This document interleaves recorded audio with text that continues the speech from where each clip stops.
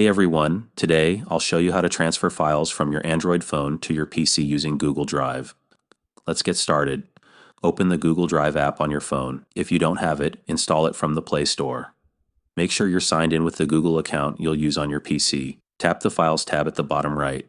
Tap the plus or new button, select Folder, and create a new folder for your files. Open the folder, tap New, then Upload, and select the files you want to transfer. Wait for the upload to complete. Now, switch to your PC, open a browser, and go to drive.google.com. Sign in with the same Google account you used on your phone. Click My Drive, find the folder you created, and open it. Select the files and click Download. If you downloaded multiple files as a zip folder, right-click it and select Extract All. That's it. Your files are now transferred. If this was helpful, don't forget to like and subscribe for more tech tips.